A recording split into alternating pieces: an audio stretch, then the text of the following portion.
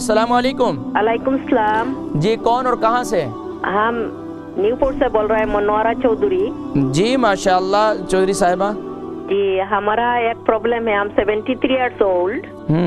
हमारा पाँव में बर्न होता है।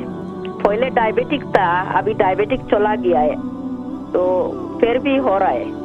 क्यों हो रहा है, इसका लिए क्या पाँव लगा? के बहुत कौन कुछ से हिस्से ट्राई में? किया, पिंडली में डॉक्टर ने दर्द भी है? मेडिसिन दिया, आपके कुछ निचले नहीं हुआ। पाँव के एड़ी में दर्द है? कहाँ दर्द है? ना पाँव का नीचे, फीट का नीचे, नीचे का हिस्सा बर्न होता है रात को जब सोने जाओ। अच्छा अच्छा, पाँव में जलन होती है? जी जी, नॉट होल लेग, डाउन दे। अच्छा, आपकी उम्र कितनी है? 70? 73 इयर्स ओल्ड है। और वजन कितना है? 64। ठीक है, आप प्रोग्राम देखें, मैं जिक्र करता हूँ। न्यूपोर्ट से हमारी बहन एक चौधरी साहिबा थी, फरमाने लगी कि इनके पाँव में दर्द और जलन काफ़ी रहती है, और अब इसके लिए कुछ बतलाएं। देखिए, पाँव में जलन भी गर्मी की अलामत है। हमारे अक्सर लोग क्या करते हैं, जिन रात को सोते हैं रज़ाई के अंदर जो है पाँव नहीं रख सकते, उनके पाँव में काफ़ी जलन रहती है और पाँव में दर्द भी रहता है। इसका बेहतरीन तरीक़ा ये है कि एक तो ये है, पाँव में जलन ये इस बात की अलामत है कि आपको कब्ज़ है।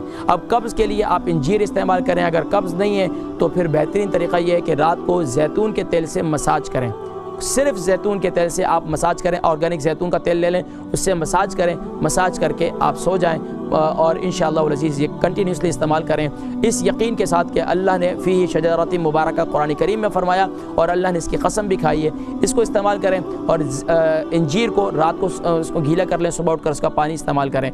इसके साथ साथ मेथी दाना भी अगर आप गीला कर लें तो सुभान अल्लाह बहुत अच्छा है।